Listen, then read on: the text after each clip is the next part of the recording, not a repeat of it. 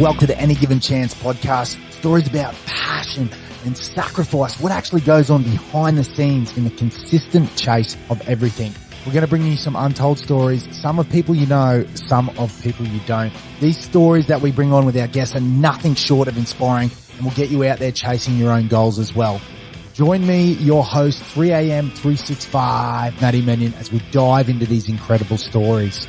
And of course, as the podcast grows, so do we together. So stick with us from the start, hit that like and share, subscribe button, get your family and friends involved, and we'll see where we are in 100 podcasts. No days off, no excuses.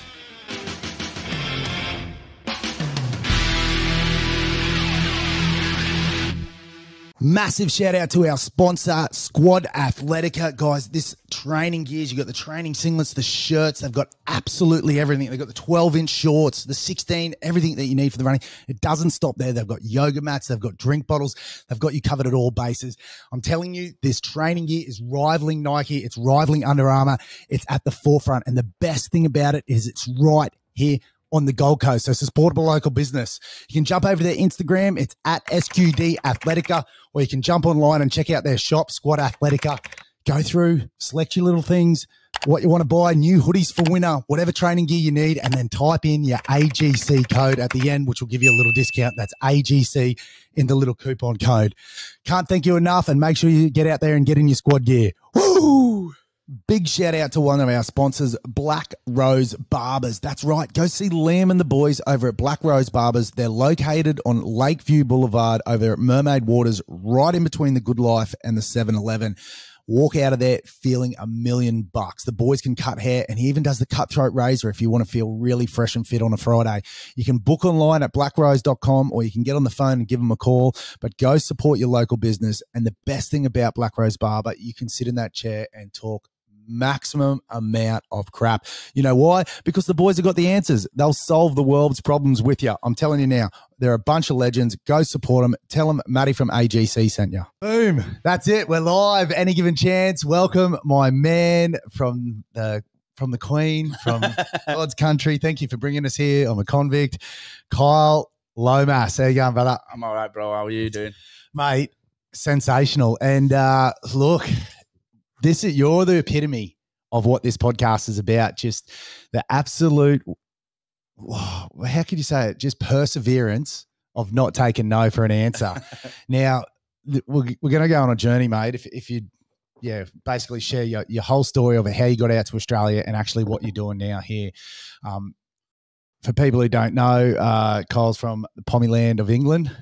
Over what parts? I'm from Manchester, so it's northwest of England. So from Manchester over in there, growing up on the streets, basically. It was rough, man. It was rough. Yeah, and you've made your way to Australia, and basically what Kyle does now is he's in all the nightclubs all through the Gold Coast with Flashback Media, but we'll get to that stage. Mate, just give us a little touch base. What was your upbringing like over there in Manchester? Nothing like the sunny beaches of the Gold Coast. It's rough, mate. Nothing like this place. Yeah. I'll start from the beginning. Really, I'm not supposed to be here. It's just by off chance that I'm here. It's my dad used to be a doorman working on the doors, and that's how he met my auntie Brenda. Now, my auntie, she was married at the time, and they started like a little affair going on. Obviously, my dad falling in love with her, wanted her to leave her husband and take the kids and all that thing. And my auntie apparently, so it goes, she's turned around and said, it's just a bit of fun, blah, blah, blah. He took the ump, went and banged the sister. That was my mum. I was a one-night stand. Apparently conceived over an armchair. That's it. That's how I'm here. So technically, I'm not even supposed to be here. Do you know what I mean? I haven't heard that story. I didn't know that. Just the old, okay. Let's get some. That's it. Get some token revenge. I'll bang the sister. And obviously, my mum found out she was pregnant. He's told my dad. My dad's like, didn't want nothing to do with it. Wanted my mum to get an abortion. Mum was like, "Sack that, I'm keeping it. You owe me money every week." He weren't paying it. He fucked off. He went and lived abroad. Funnily enough, he started selling pictures in, I think it was Greece or something like that. He was selling Polaroid pictures from a camera on the street. Yeah. That's how he made his money. Yeah. And it's just, how it's ended up. I ended up doing that later on in life. Mate, it's in the blood. It's in the Yeah, pretty fucked up. That's all right. So what? So mum's kept you. So that's a plus. Yeah, that's your first win in life. Like, I'm the only child to my mum. Yep. I give her a lot of shit growing up, so that's probably why I am the only child. Yeah. Don't need two of yous. Yeah. And so like from then on, obviously my mum struggled. She was only 20. She was claiming benefits, working on the side, doing anything that she could. I remember just getting my clothes from like do you know, like a skip, like a dumpster, where everyone sends their clothes. Yeah, like the Lifeline. Recycle. So my auntie and everybody, our family used to get in there in the middle of the night, break into the things and take all the clothes, and that's how we was all clothed back in the day. Sort through them. Yeah, and my mum used to she used to fiddle the gas meter and electric meter, because back then it was easy to break the meter and get free gas and free electric. So she used to do that regularly. My auntie used to break into old houses, take the gas meter from that house and replace it with their gas meter just so they could get free gas. It's just things like that. Like, did everything that we could just to get by. Just to survive. And I think that's where the mentalities come from with me as well. Like, watching my mum and the rest of my family just doing whatever they could, whether it was breaking the law or not. It's just had to do what you had to do. Yeah. I battle with that. So, not saying that I had a hard upbringing. I had a great upbringing on the beach and everything like that, but we didn't grow up, with much. If you wanted a surfboard, it was mow the lawn 50 times. You know, that's how you bought a surfboard. And same thing, first surfboard was $100 one out of the thing. Yeah. Billabong board. If we wanted some brand board shorts, my parents would get me that once a year, probably because I used to lose shit and trash shit, and anything with value, went out the window. So we would either steal the badges off old shorts and sew them onto our other board shorts and go, look, I've got a pair of Billabong boardies, you know. But that's that whole, upbringing and do what needs to be done. This would probably blow your mind. Like, in England, you have to have a TV license to watch TV. What? So you have to have a license to watch TV. You have to pay it every year. Back when I was younger, black and white TVs were free to watch. So you didn't have to have a license to watch a black and white TV.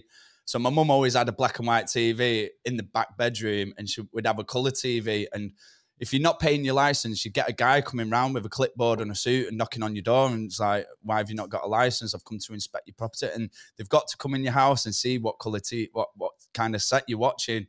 Yeah, obviously my mum, she had a black and white TV in the back bedroom. So every time we get a knock, she'll look out the window, see it's the TV man, run into the bedroom, get the black and white TV, put it in the living room, and take the colour one into the bedroom. They're not allowed in your bedroom. They just got to come into your living room. So they used to do that regular.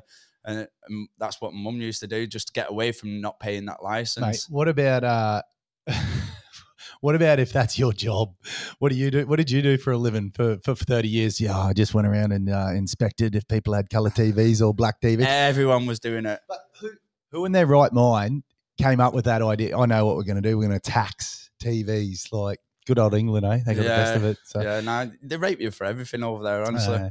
But yeah, like, just touching base back on the, doing what needs to be done. Like I say that I battle with that sort of situation now with my boy, with Sonny. You're saying that's, sort of the reason why you are who you are now, and so, resilient and have so much perseverance. I wonder about that, about Sonny. Like, how do I teach him that? Do I make him paying kilometers or push-ups or training? Like, we had to fight for and it just made me hungry and want to do things. But the kid's already got, he's already got 3 surfboards over there, 2 skateboards, 2 bikes, a trampoline out the back. Not that he's going to be a brat or anything, a kid, but I'm just trying to figure that out as a parent. Like, how do we make this kid want or be hungry or have that drive? Like, I just think it's down to the area that you grow up in. What I witnessed growing up and what everybody else was doing. There's nothing you can do about it. Obviously he's got a good life out here. If I'd grown up out here, I'd totally be a different person, like mentally and probably physically as well, I'd look better. And a little bit more of a tan on you as well. Yeah. So I just think it's down to where you've been brought up, like, determines what kind of person you're gonna become ultimately. Yeah. Well, I did name him Sonny, and he has got 3 surfboards. So if he doesn't grow up to be a professional surfer, well, there you go. Like, I'll just live my dreams through him. That's what you're doing, kid. Yeah, I mean, where I grown up, there's not much opportunity. There's very little to do. I'm on a rough council estate in Manchester. And I look out the window. We was playing with our bicycles with smack needles on the curbside. You know, we was playing around on the streets, watching our friend's mum puffing gas on the steps. You know, outside a door, and it's just that's what we were witnessing as kids.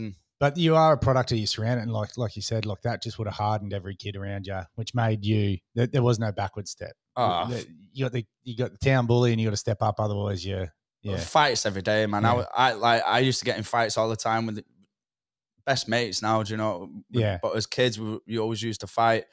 And I used to be a little tough nut, and I used to get my mates' mums used to go, give me £1 and go and beat Curtis up for us, or, go and beat this lad up. And that's what I used to do, just take the money off him and go and run over and just start beating him up because they've been bullying some other kid on the street. And that was our entertainment. And parents used to watch it, watch kids fight. Mate, it's a different. That's another level, isn't it? I used to get beaten up as a kid, up until about 6 years old, and my mum was the only she was my father as well, and she was get back out there and punch him in his face. This is what you do. Do you know what I mean? Yeah. And she instilled that into me. Like, if someone starts it, you finish it. Do you know what I mean? So that's the kind of person my mum was. Like, she wouldn't take no shit because she understood that was your environment. That was where you were at. There was no cuddling and kissing and I'll tell the teacher. Everyone had brothers and sisters. So when I'd twat someone, they'd be like, oh, I'm going getting my brother. I'm going getting my sister. I'm like, fuck. Well, I'm going getting my mum. Do you know what I mean? I didn't have anybody. It was just my mum. And I'd run in and my mum was like, well, get back out there and do him. Do you know what I mean? Oh, man. Wow. So that was on the streets of Manchester coming up. Yeah. Yeah. But and basically, where did it transition from there? Continued on high school. What was it like, breaking out of school? I know, that sort of environment ends up, it goes one or two ways. Some people make it, disappear that, and then the others just like continue in that survival badass sort of mode. So yeah, I got through primary school, infant school, whatever. High school come around, and that's when you just started being exposed to everybody smoking weed and other kind of drugs. And yeah, I think year 9 it started going a bit downhill for me. Yeah, just a natural progression of that environment, like what you said. Like, I started smoking weed a lot. Like, everyone was doing it, and I'd rather skip school. Yeah, and go and smoke weed with mates. That's what I'd rather do. Do you know what I mean? So it was the 90s. Snoop was everywhere. And that's all you see. There was still ads back then. Yeah. Remember the ads they used to do? Oh, this is your brain on normal, and this is your brain on weed, and it's like a fried egg. And now we know it couldn't be anything more or less of the truth. But that's what they were like. It was the worst drug in the world. Weed now. Yeah, I mean, come 13, 14 years old, we're smoking weed and robbing cars. Like, yeah. That's how I learned to drive, just taking other people's cars. Oh, yeah. Just popping them off and go, all right, let's go. So, yeah. But like you said, so from there, like, what did you end up getting into? Like, did you start working, or what was your... At 13, the first work experience was just a paper round. Yeah. Guy at the paper shop had paid me £6 to do a round every Saturday. So I just used to earn that. And that was my pocket money for cigarettes through school and that. Yeah. Just transitioned into that. What about after school? Where'd you get to? After school was just the usual shit. Go around to my mates, smoke weed, bored, go and rob something. I'd stay at his for the weekend, and we'd go and break into people's sheds because we wanted money for weed. Yeah. We'd break into people's sheds, take lawnmowers, trimmers, whatever you want, you know what I mean, and go and sell it to the drug dealer, and he'll give us weed for it. And we did that a few times, and I know it's wrong when looking back, but as kids, we didn't give a fuck, man. No. Especially when you're at that bottom level. Yeah. It's that or it's zero. I mean, we'd stay up all night and pinch the milk off your doorstep. Yeah. To have that's how bad it was. Mate, that's hectic. I think all I got to was taking a 50-cent coin out of mum's purse every morning, and there used to be 50-cent jam donuts. Yeah, you go for a surf all morning, and then you come in, you get your 50 cent, you get your jam donut, your cream, and all that. And then I started. Mum had a 50-cent coin collection, like over the years. Yeah. And it was like then one day I started dipping into that. Yeah. And then I thought, oh, she's going to know. Like she's going to know that because there's certain years, you know, and then I end up having to go hunting. I think it was like for 6-9 months to get the certain year. I wrote the years down like 1959, 50-cent piece or something like that. Yeah, desperate times, mate. I tell you what, I shit myself. But yeah, so from there, like how'd you end up getting out to Australia? Or were you doing any sort of media work back in England, or what were you doing for work? Or well, when I left school, I wanted to be a musician. So I'd already like made plans to build my own studio. I got some compensation when I was 18. I think it was only £2,500, and I just went out and bought all the recording equipment that I needed, the mixer, the computer, the keyboard, everything that I needed to make music. Because I met a guy when I was 16 or 17. I met him and he worked at a youth club, and he was from Sierra Leone in Africa, and he'd come to England for a free music course. And prior to meeting him, I never knew how music was made. And when I met him, I heard about some guy had a recording studio and like he's making music in this youth club. And it's a youth club that we used to attend when we were kids anyway. So I just walked in there and I met the guy, and he's in the back room, and they've built this proper big studio. And I got to meet him, and then I realized how music was made, and I told him about the money that I was going to be getting like next year. Is there any possible chance that you could help me if I give you the money just to help me build a studio for me? And he did do, and we went out that day. As soon as I got the money, bought everything that I needed, and that was it. For the next 2 years, I spent most of my time in the bedroom just learning and teaching myself how to make music. And back then there was no YouTube to say, hey, this is how you put it all together. It's like you're on your not own. really. No. So my mum never even bothered with the internet. Oh, mum, can we get Wi-Fi? No chance. Like, you know, it's just like I didn't have internet in the house, so I basically had to learn myself. And obviously I had O2 as well. He used to come round and he'd teach me how to do things. And eventually I progressed to literally making my own music. Like it sounded good.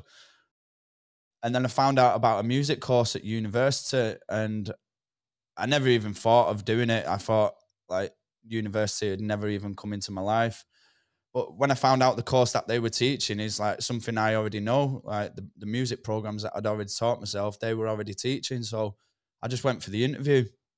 I didn't have the grades from school to get onto the course, but I showed her a CD in the interview, and she heard the CD and couldn't really deny me. You know, she basically said everything that you know, they're already teaching in the class, so you're well more far advanced than any student in there.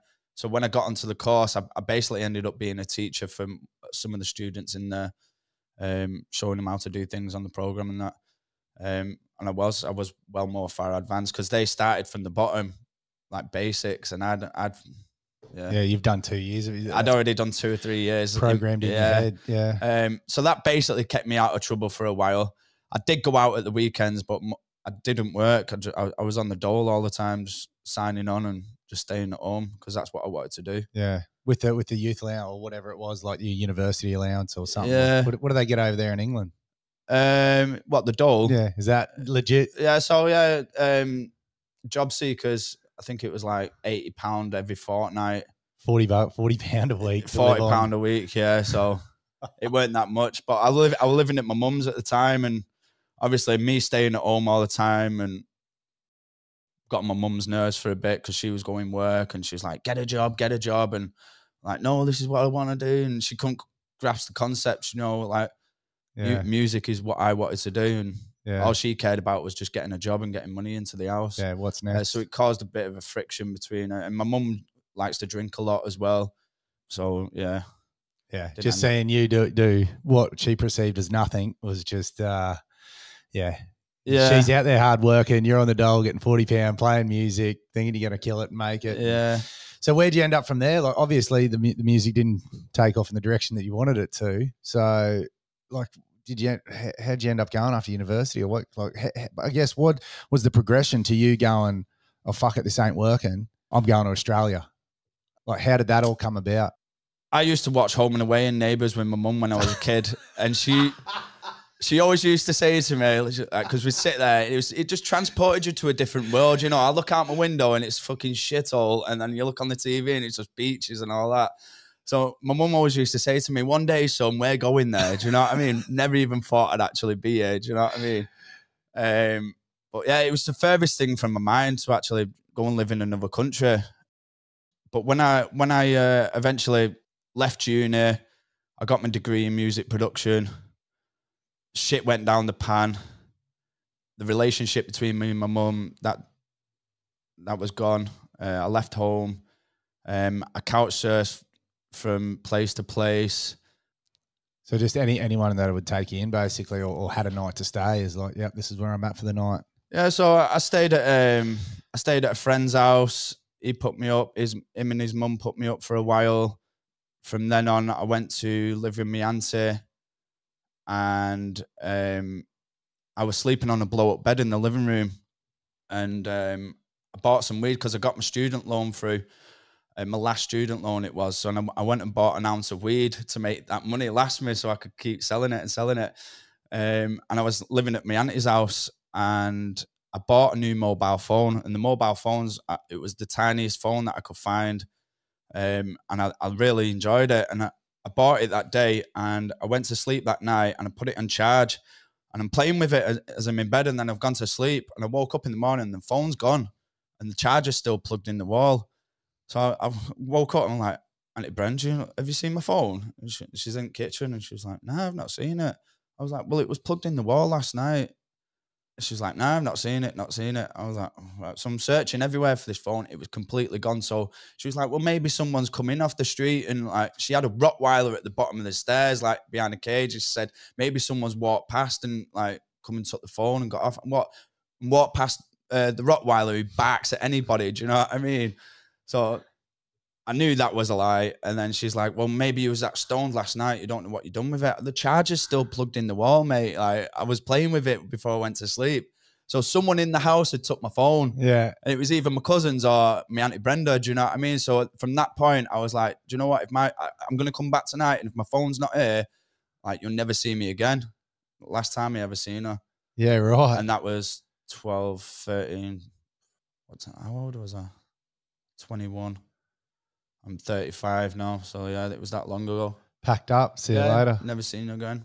Cut the line. Yeah, so that I don't like to point fingers, but at the end of the day, my phone's gone missing in my family's house. Do you know what I mean? Yeah. Is that family? Yeah, that's the question going through. So that's basically it. So from then on, I literally had nowhere else to go, and my friend, he had a caravan in his back garden, and he said, "Oh, you can rent the caravan for £40 a week." Because I had nowhere else to go, and I didn't have a job, and I didn't have the £40 a week. But I was like, right, yeah, I'll give you £40 a week for it. And he was like, sweet. So I went to the job centre, and I looked on the computer for jobs, and I seen nightclub photography.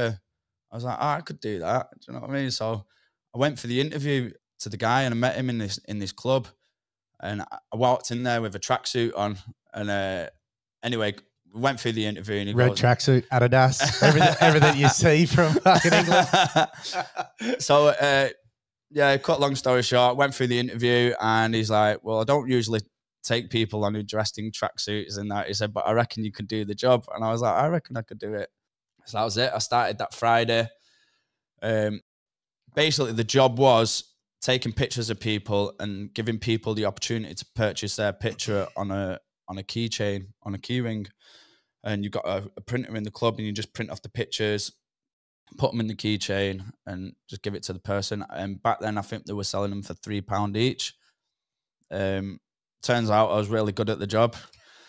And I enjoyed it. It was like, because obviously I was having a shit time at home and in my life, and then to go into a club every weekend and enjoy myself and get pissed for free and just chat to girls. And it was, it kept me going, you know. Yeah, because I don't know where my life was going at that point, and it just give me something to look forward to every weekend. Yeah, like a bit of enjoyment. So what was that? That was like Friday, Saturday, Sunday nights or something? Nah, so it was just Friday and Saturday nights, and the wages were £30 a night, so £60 for the weekend. £40 went to the caravan, left me with £20. £20 paid my bus fare. Well, £10, £15 of it paid my bus fare there and back to the club. I was left with £5 for the rest of the week. So I used to buy a box of eggs and a loaf of bread and a box of cereal and just have that through the week. And that's how I lived for quite a while. But eventually, like, it didn't take me long to figure that I could do this myself. Like, I was pulling in £300 a night for this guy and he was giving me £30 of it. I was like, I want my own £300 a night. Do you know what I mean? So I didn't have the money to buy the printer. I didn't have the money to buy anything. So I come up with a plan. But in the meantime, while I'm sat in this caravan, I'm chatting away to this girl on Plenty of Fish. And she's like, oh, I want to come and stay with you. And I was like, yeah, I've got my own apartment. Like, come round. Like, come and meet me that night. I'm working. So I brought a mate with me. She brought her mate. And I told her that I've got to work for the next couple of hours, but we'll leave early and we'll go back to mine. So she was like, right. So that was my plan for that night, is to go there, make as much money as I could, take the camera, take the bag full of keychains because I didn't know where to get them from, take everything that I need, but with the money, I buy a printer. So that was the plan. So and then come 12 o'clock, I made £170, and I took the gear. Come on, darling, let's go. Do you know what I mean? So we all went. I bought a bottle of vodka. We pulled up in a taxi outside where I was living, and she was like, "Oh, do you live here?" I was like, "Yeah, just round the back." Well, at the time, I had a cat as well. I had a cat called Gypsy. I pinched the cat off the street because that cat kept me going. Like, if I didn't have that cat, I don't know. Like, it was coming up to Christmas, like Christmas Day. I spent in the caravan with the cat, watching Oliver Twist and eating robbed cat food and egg butties, and it just kept me going, just having that cat. Anyway, we got to the caravan and we got around the back, and she's like, and I said, "Oh, I live here." And she was like, "Bullshit." And I was like, "Nah, honestly, I live here." And the light's on in the caravan and the cat's scratching at the door to get in, like meowing. I said, "Look, that's my cat, Gypsy." And she was like, "What, you named your cat Gypsy?" And I was like, "Yeah." Look. Anyway, we opened up the door and she could see that I was living in there. The heating was on, like the telly was on and that. And that was it. She stayed for that night. I thought they were going to both leave and that, because like, what the fuck's this? But they enjoyed it. Anyway, we're partying in the caravan and it got to like 5 o'clock in the morning and my mate's got off with her mate. And then we've started getting it on. Like, we're both bollock naked in the caravan and I hear this knock at the door. I'm like, "Who is it?" And he goes, "It's Rick." Now, my boss knew I had a mate called Rick because I got him a job doing it. And when he said Rick, I thought it was my mate. So I've just opened up the door. I'm like, "What do you want?" Next minute, it's Bagheads just jumped in with a baseball bat, started smashing shit up. She started screaming on the bed, covering herself up. I'm bollock naked. And my boss, like, he's called Damien, and he pops his head out the corner. He goes, all right, Kyle, you got my money, you got my camera. I'm like fucking stunned, man. I didn't know what to do. Do you know what I mean? Like, oh, yeah, I'll get you money now. So I spent £70 of the money on obviously beer and that and cigarettes. And I had £100 left. So I give him the £100 and I give him the camera and I kept the bag full of key rings because I didn't know where to get them from. Plan's still in motion, mate. Do you know what I mean? So I kept them and he ended up leaving. And then I'm obviously trying to explain to her what's happened, like, because I didn't tell her that I'd robbed my boss that night. Do you know what I mean? And she's like, "Who the fuck is this nutcase?" Do you know what I mean? Anyway, that was the last time I seen her. I woke up in the morning. I spoke to Gaz, who was renting the caravan off. I said, "Oh, Gaz, this has happened last night." He goes, "Well, you owe me £80 next week," because I didn't have the rent money. He's like, "You owe me £80 next week or you've got to find somewhere else to go." I literally had nowhere else to go. I was like, "Guys, I promise you I'll get you £80 next week." So that Monday morning, I started ringing around loads of bars in Manchester and I'm like, Flashback Media, we promote your night on the back of the key rings. Like, we'll have a photographer in your house and we sell them for £3 each and we promote your nights on our website. I promoted myself as a proper company. Yeah. I didn't even have a website. I didn't even have a camera or a printer or anything. Do you know what I mean? All I had was a bag full of key rings. I'm promoting myself and I'm ringing round loads of bars in Manchester.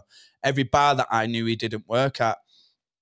So yeah, I got, after about the 20th bar, I got hold of this lady. I could tell she was a bit of an elderly lady and I started sweet talking her on the phone and that. And then she's like, "Yeah, come in on Thursday and come and see us." She was interested. So that was it. I borrowed a nice shirt off my mate, made myself look smart. I took like a key ring as a sample with her logo on the back of it. And I got to the club And that was it. Yeah, she was impressed. Like, she was like, you can start tomorrow if you want. I was like, sweet. All I had was a bag full of key rings. Do you know what I mean? So I went home straight away. I borrowed 50 quid off my mate to go and buy a printer from Comet, which is like a computer store. And I borrowed a camera off my mate. And basically, I got in the afternoon, I got everything that I needed. And I started there, work that night, and I had everything in this bag. And I've walked in, I'm proper happy, man, because I've got like 100 keychains in my bag. Like, I'm gonna make my own money tonight. It was like, it's not my money. It was obviously my boss's, but you know, I was happy that because this is the plan that I want.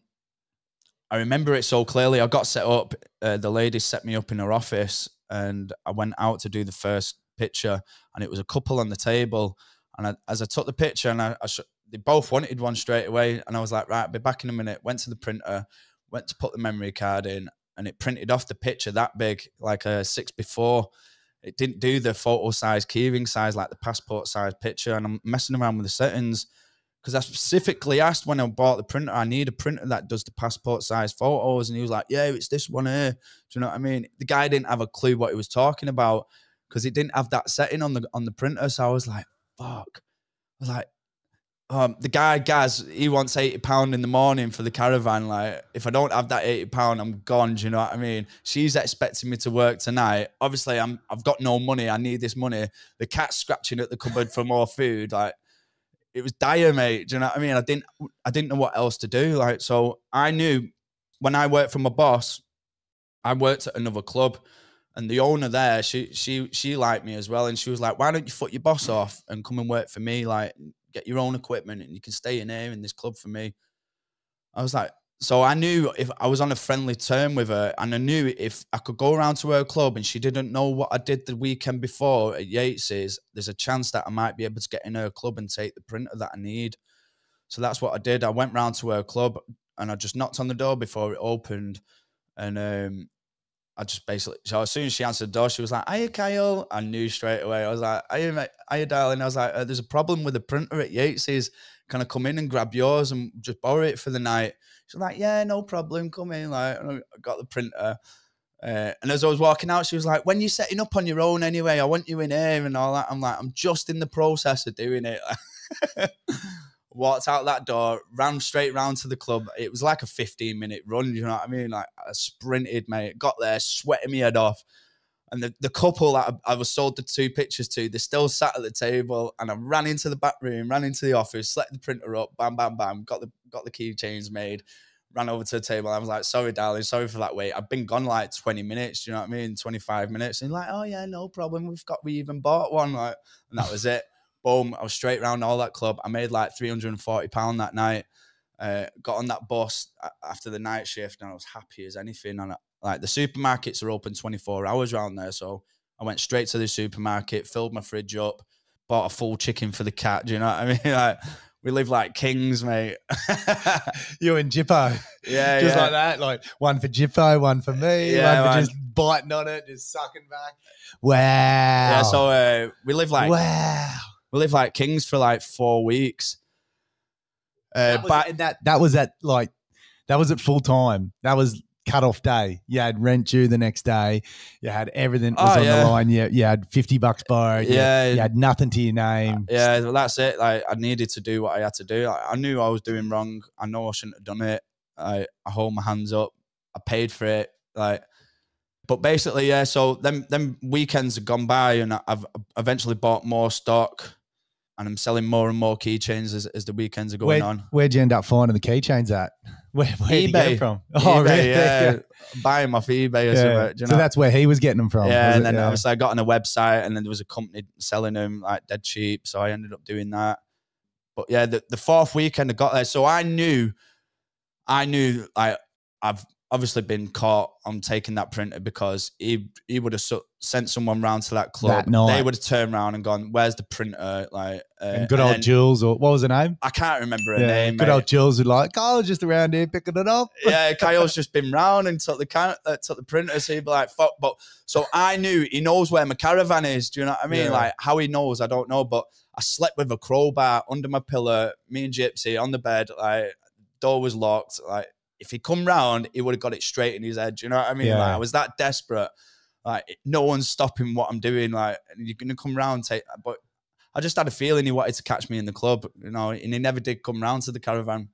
So anyway, I'm still going. Like, I knew I was going to get caught, but I just kept on getting as much money in as I could, because the money that I was saving for a house, a deposit to move into a house, and obviously buy more printers and more cameras, because I wanted to get more clubs, because I wanted to emulate what he was doing. You know, that's what I wanted to do. Anyway, the fourth weekend I got there, the managers come in and said, "Oh, I started packing up and setting up the printer," and he's like, "Oh, we're using this room tonight." He's like, "You've got to set up in this other room." And downstairs in the club, it's like a two-story club. So downstairs in the basement, there's one door in and one door out. And as soon as I come through that door, I heard the doors locked behind me, and I turned around and my boss is stood there with 3 other guys, like meatheads, bald heads, scar on the face, and that. Do you know what I mean? Like gangster-looking type guys. And all I remember saying is, "I'm desperate." I was desperate. Do you know what I mean? And this guy just jumped out and banged me, man, cleaned me out in the corner, stamped all over me. I took it, man. You know what I mean? Like, I know I did it. I had to, man. Like, there's no sorry. There's no that. Look, this is what this is deserved. Like, he was not in his right mind if he did not do that to you. Oh, you know, mate, switch shoes. If someone did that to you right now, you'd be doing exactly the same thing, wouldn't you? And I've got a feeling it's probably going to happen. You know? Knowing my luck. You've paid your dues. It's paid your dues. But it's different. But that's paying your dues, isn't it? Like, so. I'll tell you what, though. I walked in that club with like a big smile on my face. "Hiya, ladies, you all right?" And then, they knew what was coming. I come walking out with an empty bag and a fat lip and a black eye. Like, sad as fuck. I got on that bus. As soon as I got on that bus to go home, I cried my eyes out, mate, all the way home. Yeah. I've not cried like a baby like that for a long time. Do you know what I mean? But because it had built up over them weeks and weeks of like just emotional roller coaster, like of what I went through. And how old were you then? I was 21. I was 21. Wow. So you're still trying to figure it out. I was 21 or 22. Yeah. So yeah, I just got on that bus, mate, cried my eyes out all the way home. By that point, I'd saved £1,000, and that was it. After that weekend, I just I bought myself a printer. I went on eBay, bought the printer that I actually needed, bought all the equipment that was actually mine. And I went to the estate agent and got into a 2-bedroom house. And within a year, I'd grown the business to doing big festivals, big raves. I was all over the country. Like, I was doing all sorts of clubs everywhere. I was taking as much work as I could. I was taking my mates with me. We were all jumping in the car, going across the Pennines to Leeds or something, to a club, and we stay there for the night. Do you know what I mean? And it's pretty much like selling crack, wasn't it? Yeah, but I'm selling plastic, mate. You know what I mean? Like, same thing. Like, get your mates together. Let's go. We're going working for the weekend in the club, except it's legal. Yeah, and I lived a good life for that 3 years. 3 years it lasted, and I was basically the only person doing events at that time. Like, obviously, you could buy a keychain, but in a nightclub.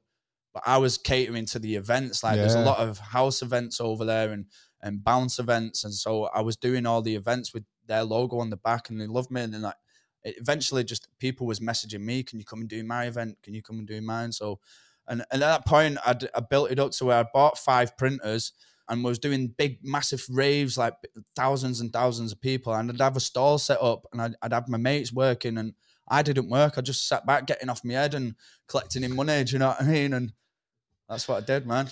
Ah, hectic. What was the best sellers? Like raves? Which one? Was it the pissed guys, or was it the people who were jacked up on gear? Like, anything, man, anything. Like, it was so easy over there. Yeah. There's a lot of older people that go raving. So they have what they call bowlers raves, and it's all the acid house raves, like from the early 90s. You know, all the Italian piano music and all that. And when we turn up at the raves, I'm 21, and there's like 40-year-old guys there, and they're like, "I was back here in 1991," and they're off their heads, like reliving the youth. And they were so easy to sell to, do you know? They didn't care. Yeah, they take it. Yeah. I'll have 10 of the same photo. Yeah, and like with these bowlers nights, I was making £1,000 in a night. Like, that's someone's month's wage. Do you know what I mean? Like, and I was making £1,000. So what happened? How did it all roll up? I don't understand. Like if it's purring along, if it's putting along, if things are going good, what happened? How'd you? Tell you what happened. I had a friend who I got involved with doing it, and he kind of got jealous, I think, and he had a girlfriend who was a dancer at these raves, and I just remember getting a phone call from bowlers saying, "Oh, been told you've been selling drugs in there, and you know you're kidding. You're not paying us," because I used to pay a percentage of what I'd make, and obviously they've offered more because he was doing it as well, and yeah, I just eventually, and then I just thought I'd never been abroad before, and I got to 25, and I'd always wanted to get abroad. I'd lost my house through stupid shit. I was growing weed in the bedroom, and guys had come round and took my weed and come round with balaclavas and machetes and beat me up and took everything. And yeah, so I just things just started unraveling, and at that point I was like, I want to go abroad and do it because I knew I could do it every day in Spain instead of waiting for the weekends all the time. Yeah. So that's what I eventually did. Yeah, I just got my money together, booked a flight, went on my own, took my printer, took my camera, and went to Magaluf. And that was it. First day, walked down the strip, just started pitching loads of bars. Oh, can I sell keychains in there? Oh yeah, come back tonight. And then eventually got ordered one bar and said, come and speak to the owner. He's here tonight. And I've gone downstairs, Spanish guy, full of gold, like all gold chains, big fat guy, like couldn't speak a word of English. And I've gone and sat in his office, and I'm like, oh, yeah, what I sell these in here? Like, I'll give you a percentage of what I make and that. He was like, well, how do I know you? How many you're gonna sell and all this? Like, I'm like, well, I'll keep a tally of. I've come all this way, mate. I'm not here to rip anybody off. Do you know what I mean? I ripped him right off, mate.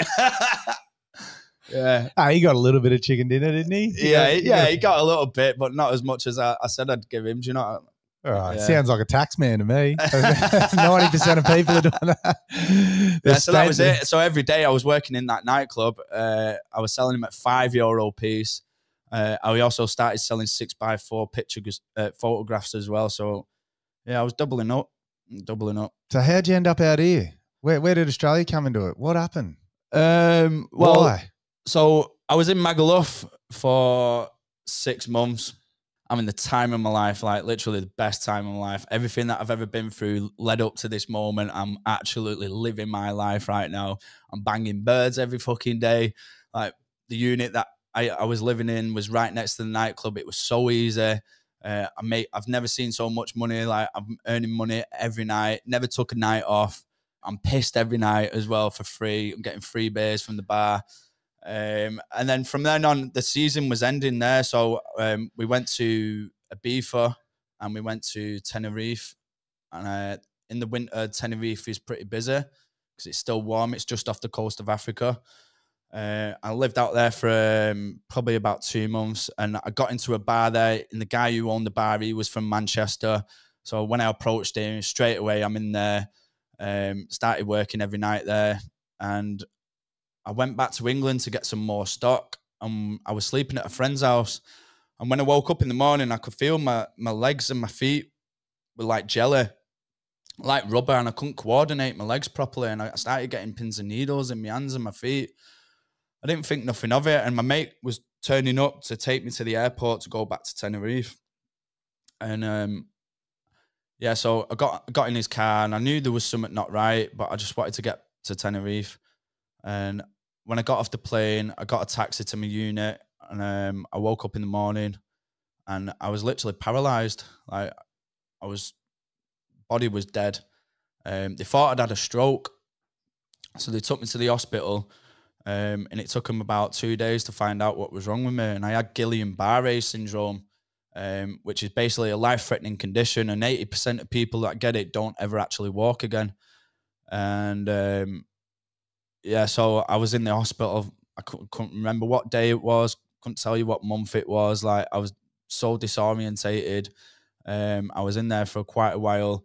And the guy who owned the nightclub, George, because he was from Manchester, he was looking after me, bringing stuff to the hospital and that. He was the only person there. I wasn't speaking to my mum at the time. Obviously, none of my family I'm speaking to, so none of them knew what was going on. And I basically had to learn how to walk again. It took me, it took me about 2 months to actually properly walk again. People who get Guillain-Barré syndrome, they either don't ever walk again, or they walk with a crutch or a walking aid or something like that, or they basically die. You know, it's a life-threatening condition. And yeah, I was probably the lucky 20% that that pulled through. And from then on, obviously, I couldn't go through therapy, like physiotherapy or anything, because I weren't entitled to it in Spain. And I couldn't really go back to work again, so I had no choice but to go back to England and just sort my head out. You know what I mean? Just recuperate. Ever since then, I never felt like whatever drugs they give me in that hospital must have done something to my body chemically, because it took all my confidence, and I never felt the same person again. Do you know what I mean? And it took a while. I'd say it took 2 years for me to actually fully recover from everything. Like, yeah, right. Wow. But yeah. So back in England. Yeah, I'm back in England, back to square one. I haven't got any gear.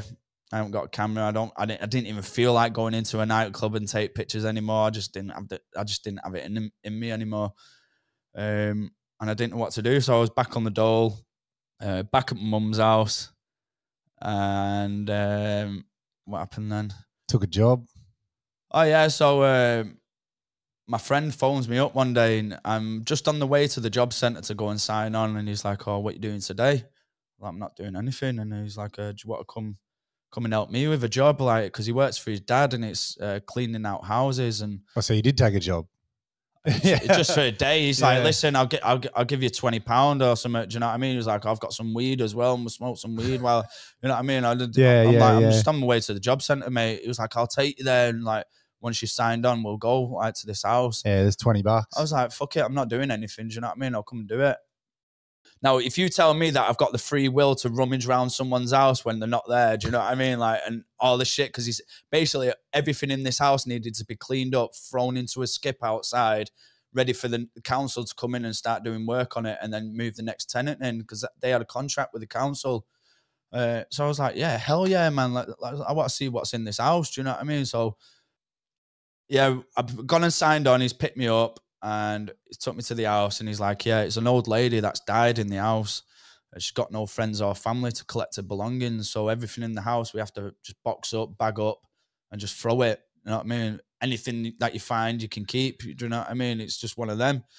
I felt bad, you know what I mean? Because it's someone who's died in there, and she hasn't got any friends or family. But on the other hand, my brain's telling me there's something valuable in the house, and I'm going to fucking find it. Do you know what I mean? So back at that this is what I need to do stage. You know? So I'm thinking there's a watch in there, or there's like a necklace that's worth fucking thousands. Do you know what I mean? I'm going to find it. So I've gone in there, we've put our boiler suits on, we've gone in there, black bags.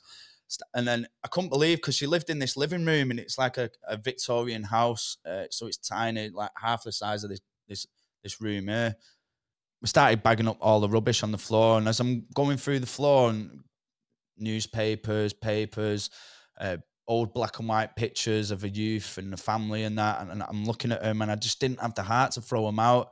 As much as I can be a cunt, I just didn't want to fucking throw them. So I collected all the black and white pictures, and meant nothing to me, but I was taking them with me. Do you know what I mean? I weren't throwing them out, so I left them on the side. And I'm looking through. She had like a set of chest of drawers. She had a wardrobe. And she had like just one single chair in the corner. You could tell it used to be cream or something, but it was black. Do you know what I mean? She'd been sat in it that long. And then in the other corner of the room, there was like an old black and white TV. It was one of them TVs where you had to turn the dial to what, and it was covered in dust, mate. It looked like it not been turned on in years. And obviously there's just rubbish everywhere. I couldn't believe she lived like this, and she weren't getting upstairs because the whole upstairs was empty. And in the kitchen, there was just a mop bucket, and it was just full of shit and piss. Like, she'd been shitting and pissing in this mop bucket and throwing it out into the garden. I felt bad. I really did feel bad that day. But anyway, I'm starting clearing up. And what a way to go! Yeah, man. That's fucking. She'd been dead in the house a while, and someone had obviously not seen her, and they broke into the house and found her. And the council had been in, removed the body from the house.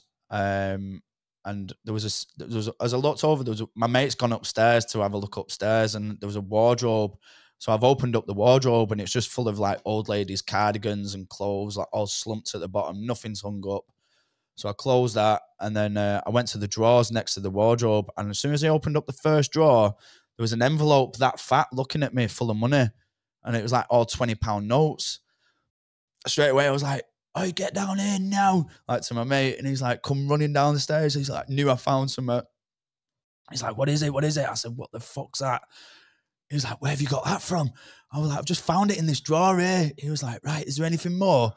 So we're like looking through the drawer and there's nothing else. It was just all full of shit. I couldn't even think what was in there. It's like old mobile phones, watches, and just like shit, man. And anyway, so I've closed that drawer and I was like, what's in the other drawer? And I've opened up the other drawer and there was just a big black bin liner, like a rubbish bag in there, and was like, that's a bit weird, you know what I mean? I went to pull it and it was pretty heavy. And I was like, what the hell is this? So we both pulled at it and we brought it out and we threw it on the floor, and it was just like, when you get £1,000 from the bank in England, it comes in a plastic wallet, and it was just scattered everywhere. Like, I knew every wallet was £1,000, you know what I mean? And it was just loads of it all scattered on the floor.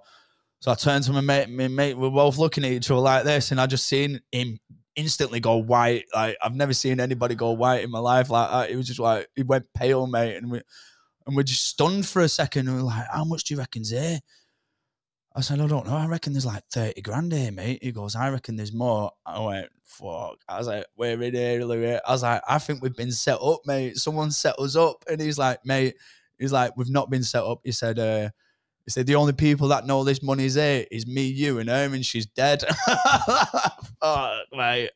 I was like, right. So we're both scuttling around and we're closing the curtains on the house and we're locking the door and like panicking. Do you know what I mean? I was like, what should we do? Like, so anyway, we got half of the money in a mop bucket, half of the money in the vacuum cleaner, and we had to carry it out to the van, and we just chucked it in the back of the van, clean the house as quick as good as we could. I'm spending it in my head. Do you know what I mean? I've got no money. Like, so we both jumped in the van. I was like, where should we go and count it? And I was like, oh, we should go and count it at my mum's house because she's at work till 4, and he couldn't go back to his house because his missus is there with like full on pregnant and kid and that. So we went to my mum's house and we got in the bedroom and we're there for hours, mate, counting 20 after 20 after 20 after 20, and like piles of money on my bed, piles of money all over my floor. There were old £50 notes in that bag as well. The old £50 notes went out of circulation 2 years before. So that money must have been there for at least 2 years. The money was like all brown around the edges, and it had a musky smell to it as well, like a moldy old woman smell, do you know what I mean? But wow. Yeah, so we counted it, and I was like, I turned around to my mate, I was like, how much have you got? Oh, no, first I went, and we're splitting it 50-50. Before I even said anything, he went, yeah, hell yeah. He was like, I wouldn't have found that if it weren't for you or whatever. He was like, yeah, 50-50. I was like, sweet. I went, how much have you got? And he told me, and I went, oh, I've got this £64,000 we had in that bag. Fuck off. Yeah, man, 64. That's intense. What about that journey? I was in there with you. Just then, like, I just went white. When you said he went white, I was just standing there going, mate, what about that's stuff movies are made out of. That was the biggest rush of my life. That day, I went to Manchester, I went to town, and I went shopping because I'm like, I've been wearing the same trainers all year, do you know what I mean? And like, the clothes weren't fitting me anymore, and I had holes in them, and I was like, right. What did you have in your pocket before that day? How much? How much cash? I had the bus fare to get to the dole office to sign on. I signed on that day. Little did I know it would be the last day that I'd ever sign on. Like, yeah. Man. But I went to town that day, and the first thing I spent that money on was all the homeless people that are on the street. And I just went round. I was like, yeah, mate, giving them like 20s and that. And they were like, they didn't know what to say. I was like, take it. It's free. Do you know what I mean? Like, and I spent it on all the homeless people, and then I went shopping for myself. And so you murdered 4 people. Because Hey? they just went and got a heroin overdose and died. That's Mate, your fault. I couldn't give a fuck. If you bought that on crack, I couldn't care less. Do you know what I mean? It'd be the best crack pipe you've ever smoked in your life. You know what I mean? XOXO, Kyle Lomas. Man, wow. So, yeah, I went shopping that day, and obviously my mum knows I've been to the dole. And she, by the time that I've come home, it was late at night, and she's on the kitchen table sipping a bottle of wine. Now, she knows what kind of clothes I usually wear. Well, I come in looking fresh as anything, all these shopping bags and that, and I come in the house and I was like, all right, ma'am, and she was like, who the fuck have you robbed? Yeah. Just started stressing. I'm going to jail. He's going to jail. I'm not. Yeah. Yeah. Well, she was sat there with her husband as well, my stepdad, and he's like, "Oh, it's something to do with drugs. It's got to be." I'm like, "Well, thanks for the judgment." Do you know what I mean? I was like, "It ain't nothing to do with drugs, and I haven't fucking robbed anyone." And I told him the story that I've just told you, and she went, "I don't believe you." I went, "I'll go and get the fucking money then." I went upstairs and I pulled the money out, threw it on the kitchen table, and she was like, "Fucking hell, I've never seen that kind of money in her life." Do you know what I mean? Yeah. Wow. And yeah, so from then on, I was like, right, I'm gonna go somewhere, like, because obviously I'd had a taste of Spain, and I knew if I stuck around there with that money, it wouldn't last long. My mum, all my mates are into taking drugs and just partying, like living for the weekend. So I knew I got wrapped in it for a couple of weeks. Do you know what I mean? And my mate was like, "What you doing? You need to fucking go." Do you know what I mean? Get on that plane and go somewhere. Otherwise, it's gone and you're back to square one again. And that's what I did. I got the money. Summer Bay popped into your head. Yeah. Beaches. Home and away. I'm like, fuck. Blonde Aussie chicks. Yeah. Tanned up. Well, I actually had a friend who lived in Perth, and he was the one who said, "Why don't you fucking come over here?" So that's what I did. Jumped on a plane, Perth first. Best move I ever made, because as soon as I got here, the first thing I did when I got here, I went out around the nightclubs and I noticed, where's all the fucking people that are selling the pictures? Do you know what I mean? And then that was it. Like, ever since that day, I was like, I can fucking do it here. Yeah. No one's doing it. Do you know what I'm doing? And it took you a while, though. So this is how we met. I'll jump into this story, give Kyle a break on the mic. I'm running my construction business, you know, same thing, just finished up footy, building a team, and I get this call. I've got an ad out for a painter, and I get this call from Kyle. Didn't know Kyle at the moment. He pommy bastard. He's like, "Yeah, all right, mate. Yeah, I'm painter, no dramas."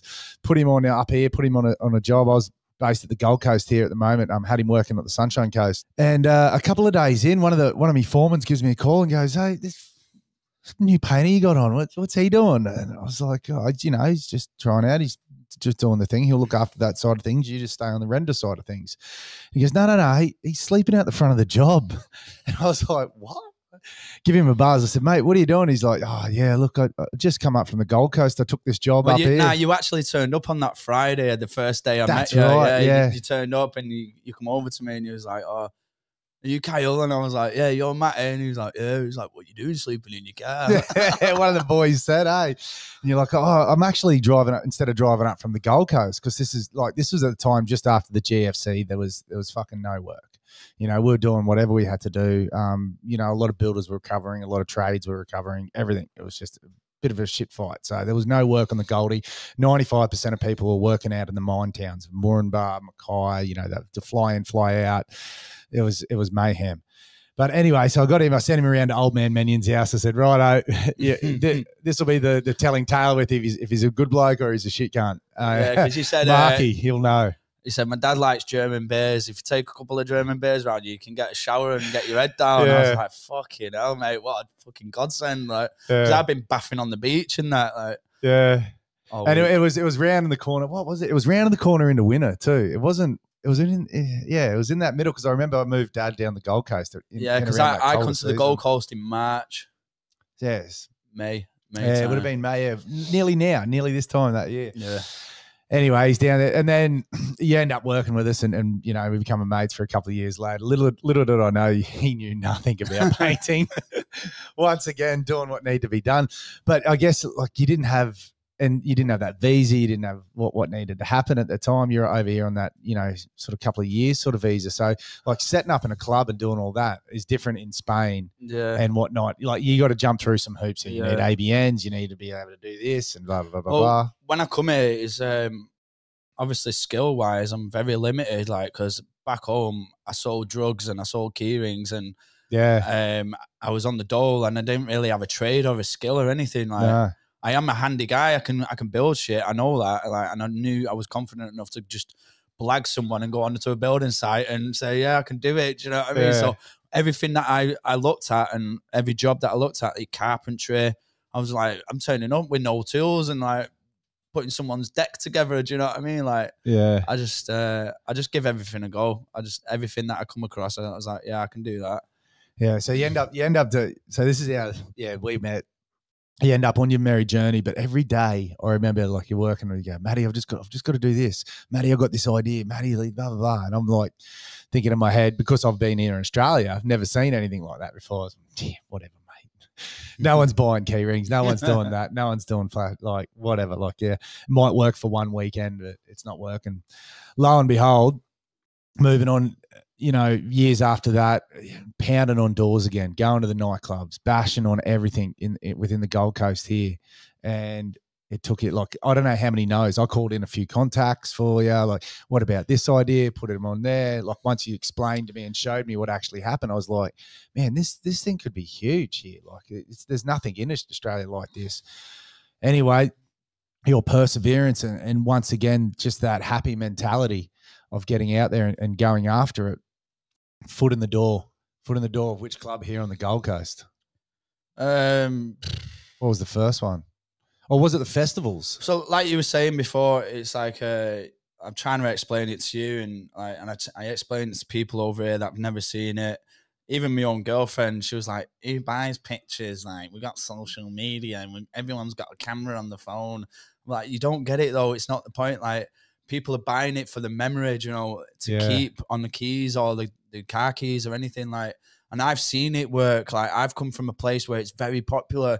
Every nightclub you go into, there's always someone there trying to sell you a picture. Even in like European countries as well. In some European countries, it's really popular. So I know it works. Like, and I just know like there's no different to over here. If anything, it's better because we've got so many travelers and backpackers and people coming in and out of the and clubs. that memory that they want to take home. And it's a physical memory. It's something like you said, like you pick up your keys, it's there. Yeah. You wake up in the morning, that memory's there. It's not like we create memories now on our phones, on our social media and that, but it's like, quick, well, let's get a photo. I guarantee you 9 times out of 10, you'll never look at that photo again. Yeah. How many photos or cameras have got, or especially chicks ones, has got 10,000 photos within their, iCloud storage or whatever it is, but they have not gone back and looked at it once, or they have not scrolled through their Instagram or wherever they're putting it out there. Yeah. That it's what's prevalent. It's what's in your face today. And then that's it. I still get messages off my mates back home. Like they found in the shoebox, the keychain. They're like, oh, do you remember that night? It's like, they've still got it after all them years. Yeah. Do you know what I mean? And it's just like one of them things they're going to look back when they're older and they're like, they'll always remember that night because it'll have the name of the club on the back of the keychain. Like, and that club might not exist anymore. Yeah. It's gone. Like half of them would be like growing up. I think we had the best time. Shout out to 240V on the Sunshine Coast. But that den and those memories that were made there for, the 3 to 4 years that was open before it was knocked down was something that you'll never see again. I mean, like, obviously, that plan's always been in the back of my head to do it, and I've been here 7 years now, and that's a story on its own. We should so you not only was this a journey to being painting and get your skill and your trade, but even staying here in Australia is huge. Like, I needed to know as soon as I was there, like, how do I get to stay here? Because I didn't want to go home as soon as I got here. Yeah. There was just no way I was going home. I was either going to be on the run from the government or, I'll do it the legit way. Yeah. And basically I needed a trade or a skill, and that's what I did. I got myself a trade, which is, painting is the easiest thing that I could think of. Yeah. I thought I could paint, you know what I mean? Like, how hard can it be? But I learned the quick way. Like, there is a certain way to fucking paint things, I went through like 5 painting and decorating jobs. They all sacked me on the first day. I think it was the only one that kept me on. Do you know what I mean? I'm watching videos on YouTube, how to paint a door frame and how to paint a door properly. And eventually I got my sponsorship to stay here. That fell through because the company went bust. And I had to go on a student visa. Did my student visa as a renderer, and that's how we ended up getting back into it, and I ended up coming back working for you. Yeah. Because But what about that? There was that time as well. I remember when basketball, through the GFC, and I've lost everything twice before. Back to square one as well. Exactly the same, which is why I resonate. With your story, living back at Old Man Manion's, $20 to my name and a $1,000 work year, and going, all right, let's start again. But that I remember after that company went bankrupt, so I couldn't sponsor you, but the one that did went bankrupt, and you're like, shit, and it's like touch or go again. And I remember us going in and you ringing me going, look, I need X amount of dollars in my bank account. I need this to be able to show this statement, and then we need to put everything together. Yeah, to get on that student visa. Like, all right. It was $20,000 I needed to show in my bank statement. Yeah. And I obviously, I didn't even ask you, do you know, I think you'd phoned me up just after, what you up to? And I was like, oh, Matt, my fucking head's falling off here. I'm fucking trying to, this is what I have to do. And he was like, well, how much do you need? And I was like, I need this much, do you know what I mean? And he was like, straight to the bank, do you know what I mean? But it was that touch and get, because I knew I was getting paid Thursday, and I knew the boys' payday was Friday. Yeah. So I knew we had this window of, okay, we can get it out Thursday, but it's got to be back in my account by the morning so I can do the boys' pays. And I think it was like everything I had, it was like 15 grand or 14 grand or something. You rustled together the other 6 from somewhere. We've gone in and you needed that certificate of paper. You've deposited the cash, put it in the bank. I said to the bank, all right, I need this bank certificate of statement. They've gone, yeah, no worries. Printed it out, give it to you. She actually printed me 2 copies off. When I went back to the counter, I should have gone to a different bank. But I went back to the counter, and then she come over and she was like, what you doing? And I was like, I'm driving the money back out. And she said, you can't do that. What? She said, because that's fraud. And I was like, well, I need the money. Like, I'm going buying a car and that. Do you know what I mean? Like, and basically ended up taking the money out, and she was like, can I have that bank certificate back? And I gave her one back, but I still had the other one. I don't know why she printed 2 off. Do you know what I mean?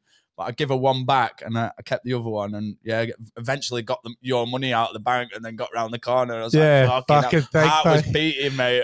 Mate, because I said that. I said, if this falls through, like my company's gone. I don't have anyone showing up for work Monday either. We're in a shitload of trouble. But that double print. See, moments like this, it's just taking that chance, taking that, do I hand both back, doing what needs to be done? Yep, sure, whatever. There's one in the back, and that got you your next basically 6 months or your next extended stay. Yeah, well, I needed to get that student visa because obviously my girlfriend's a nurse, and she needed to go on a nursing course which didn't start until the next year. And she had to go to Sydney for 3 months, so we needed that student visa just to buy her some more time so she could go and do that course. Yeah. But it's all so these are the moments, but it's all panned out now. So you eventually got your stay citizenship, or what is it that you're on now? So obviously I've always wanted to do this photography stuff, like this media company, and I've never been able to do it because I cannot work for myself. On the sponsorship, I can't work for myself. Student visa, I was limited to 20 hours a week. Can't work for myself. And now I'm on a visa which I'm on a skilled visa with my girlfriend, and that allows me to basically make my own company, and do ABN, do my own thing. So soon as that come through, that was it. I was already shopping around for photo printers, cameras, everything that I needed, and then away you went. As soon as that happened, I was away. And now it's just prevalent. Like, you just same thing. Aussies are so hard. You have to go like this with Aussies. Knock, knock, knock, poke, prod. Well, I've tried it all. Like, I've messaged, emailed, been round to offices, knocking on doors, wrote letters, and it eventually got to that point where, do you know what? I'm just going in the club and I'm just going to set up and do it on my own, and wait till someone asks what you're doing. Do you know what I mean? Yeah. And that's what I did. I did it at the Avenue in Surfers, and I just turned up on the Tuesday night. They had like a Spanish night on there, and I was like, I'm getting in this fucking place. Do you know what I mean? And I just turned up with it. I was like, pitched the guy whose event it was there. And then I said, look, I can do it right now. I can just set up the printer. And he was like, well, go for it. Do you know what I mean? I went and did it. And the manager's come over and he's like, what you doing? Like, I've got an FPOS machine out and I'm making sales in the club and that. He's like, what you doing? He's like, I can't let you do that in here. He's like, I have to ask the owner. Do you know what I mean? I was like, fair enough. Give me the email to the owner and I'll email him myself. And I emailed him, and ended up getting into that. But he didn't really want it because he already had a photographer in there, and the venue's dead small. So he said to me, he said, I've had this photographer for 6 years. He said, if anything, it's one or the other, do you know? He said, I can't have you both in here taking pictures and that. So I put him in a situation where he liked the idea and he loved it, because he turned to me the next day when he gave me a trial for the Friday night, and I sold 68 in there or something.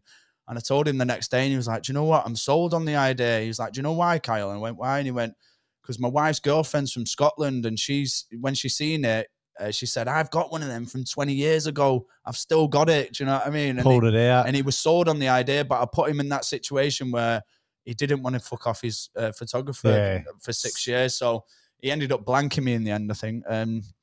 That was it. I just ended up knocking on the other doors, and I'm literally like on your toes, mate. I'm like, I'm not taking no for an answer. Oh, I want to get in this club. Like Darren is operational manager from England, and he runs a few of the clubs there. I was like, look, mate. And at first he said no, and I said, look, mate. I said, I'm not taking no for an answer. Like I've come a long way. Like you don't know what I've been through to get here to this point. Like this has been 7 years in the making. You've got to let me fucking do it. Do you know what I mean? Like, there's no way I'm leaving here. I'm just going to keep harassing you every weekend. And he's like, oh, God. You know what I mean? And it just, Just panned out, But it proved out to be a good thing. Oh, man. Wow. Mate, honestly, it's just the journey that you just took us on there, and all those stories building up to what you've got now and what you're building now. Yeah, I don't think the only way... Self-destruction is the only way you fail. Now, self-sabotage, taking that foot off the pedal, easing down into it, going, all right, I've made it. But if not, you're already in festivals. You're already doing, what were the two that you just did? There was the electric one, and the one at the Goldie was the Parklands. And a few of the festivals that we work with is Lunar Electric, Promised Land, Splendor in the Grass. We've just done Juicy Fest. There's a few others in the pipeline, and my main focus is all the nightclubs in Surfers and in Brisbane as well. So they're the ones that I'm trying to get hold of at the minute. Getting your bread and butter, getting the right people, the right staff, right photography and all that, mate. Yeah. Well, mate, I can't wish you any more of the best, and I hope people like latch onto this story and latch onto what you're doing. And not only that, I believe that Flashback will eventually like transition. I mean, you've already got your second stage, which is what's the 360 cameras as well. Yeah, so I have a couple of 360 video booths as well that we hire out to events. We also charge people per person to go on it, and I have them based in some of the nightclubs in Surfers at the minute. Yeah. Anything new that comes out with media and everything like that, content creation and whatnot, it's going to be on your toes. And being first in here in Australia, you're the number one and most prevalent, flashback media company within that night scene and that nightclub scene. So, mate, I can't wish you all the best. And the vision that I'm having is like I'm living that vision that I've fought for the past 7 years. Every time I go out around the nightclubs in the past, I'm like, I could smash it in here. I could smash it. I've been itching to do it. And because obviously visa reasons, I've not been able to do it. And now I'm able to do it. I'm just going to give it 1,000%.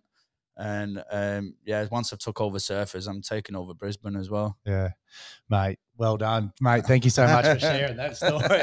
I tell you, I'm all fluffy inside and don't know what I want to do. But mate, look, there's you can buy Kyle's stuff everywhere. You can walk through Surface, mate. You'll see his cameraman and all his staff out there doing it. You'll see him at festivals. Go buy a piece of your memory. Go grab a piece if you see him. And if you've got a venue out there as well, or there's something that you want to be doing within your club, I mean, you guys provide all the information. You provide all the content for them. Like it's basically a service for nothing. So it's free for the venues. It doesn't cost anything. We promote the venues on our products, and it's just a win-win for everybody. Do you know? Yeah. Like free content, free advertising. Wake up in the morning, the day after, mate. I mean, we're in 7 venues at the minute in Surfers. That's 7 employees. it's only going to get bigger. Yeah, that's it. All right, there you go, ladies and gentlemen. Give us a like, share, subscribe, share with your family and friends. You can find us on all the good podcast channels, Apple Podcasts, of course, Spotify. And if you want to watch a little bit of content of me and Kyle, jump on our YouTube channel. All the stations are at Any Given Chance or at Any Given Chance podcast. And like I said, we're up to episode, I think you're episode 18 or 19. Oh, yeah. So 100 episode goal, and then we're going to restructure and go again. But we're going to get Kyle back on in 6 months and see what's going on and what's prevalent. So yeah, man. There it is. Thanks heaps. You. Yo.